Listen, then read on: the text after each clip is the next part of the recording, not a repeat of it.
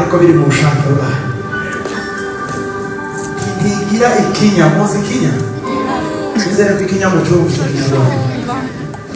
Ntigira ikinya, ntigira ubwoba, ntijya yikanga, nta kintu ibyo yategetse byose birakwiriye. Muri Imana ntawe wayigira inama ngo ayibwire ngo ma aha ngaha noneho nawe wafunditse reka ngugarure kumva ntadutekereza ikinyi, ntadutekereza uko abantu ikeneye, izikora ikintu cyose mu mwanya wacu kandi biri mu bushake bwayo.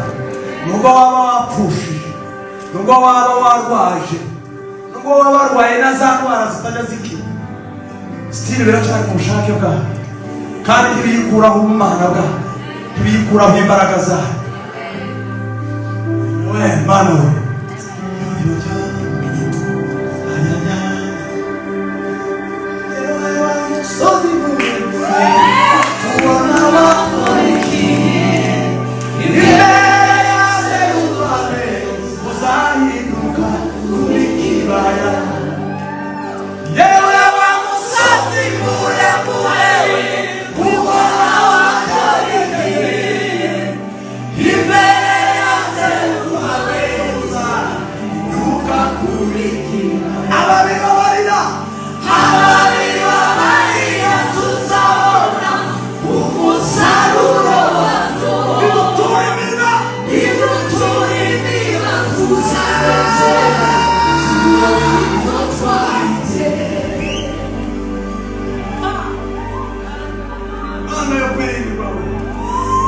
inshuti z'umwami twongera turambura ibiganza tumuvugirize impundu.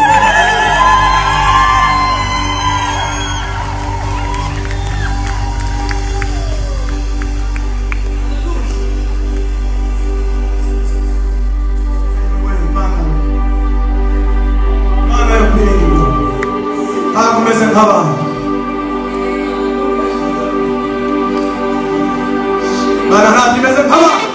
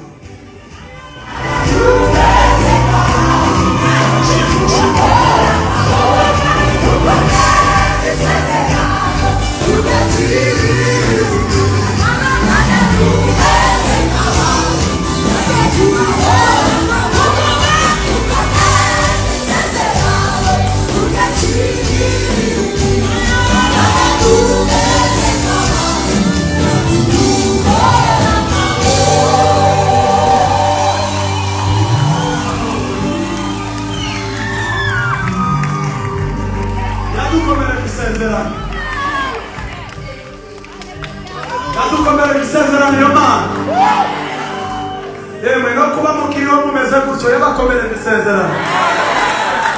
Indirimbo imwe ya nyuma tunywe kaji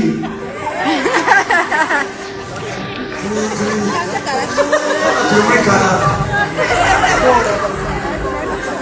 yani natwe ni abantu ba Canada beza.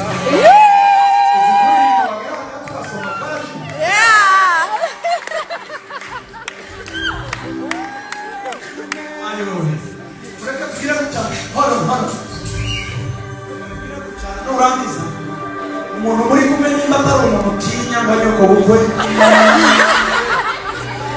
atari umuntu utinya umuhobere ku bwacu.